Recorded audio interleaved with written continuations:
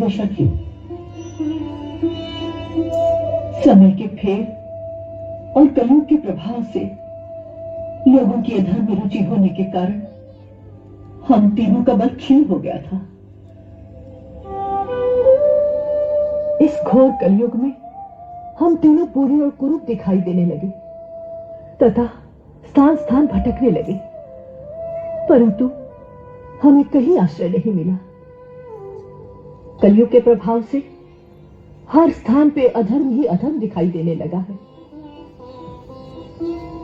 किंतु मुनिवर, क्या ऐसा कोई उपाय नहीं जिससे हम तीनों एक साथ इस संसार में रह सके, अर्थात भक्ति, ज्ञान और वैराग्य तीनों की एक साथ इस संसार में वृद्धि हो?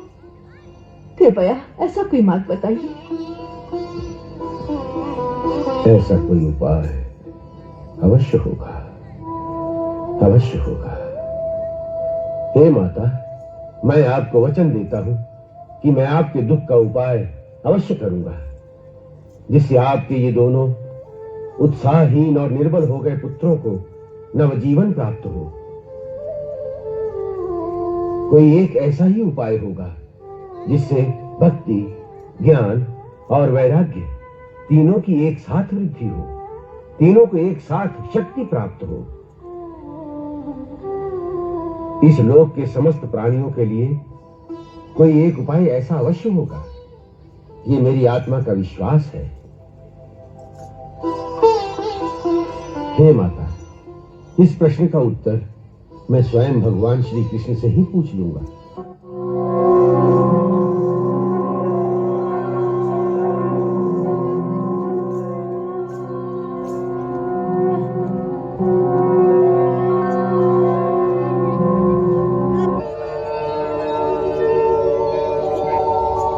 भगवान श्री कृष्ण के आदेशानुसार मार्गदर्शन के लिए आपकी सेवा में उपस्थित हुआ हूं। नारद, कलयुग में सबसे श्रेष्ठ फलदाता एक ही साधन है और वह है श्रीमद् भागवत शास्त्र का प्रवचन। उसके द्वारा भगवान श्री कृष्ण की लीलाओं का गान, उनका पठन, उनका श्रवण, ये तत्काल मोक्ष देने वाले साधन है। जब मनुष्य के जन्म जन्मांतर का पुण्य उदय होता है, तभी उसे इस भागवत शास्त्र के द्वारा श्री कृष्ण भगवान लीलामृत पान करने को मिलता है।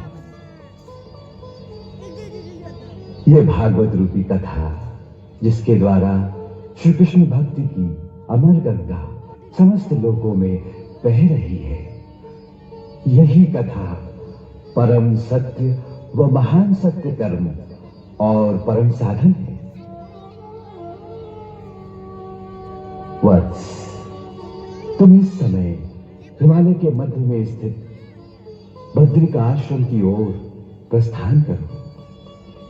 वहां प्रभु के शब्द विग्रह ओंकार का ध्यान करने से तुम्हें उनके दर्शन होंगे, जो उस महान साधन का अनुष्ठान करेंगे जिससे भक्ति और उसके दोनों पुत्रों ज्ञान और वैराग्य को परम सुख मिलेगा, परम आनंद मिलेगा। जो आज्ञा प्रभु।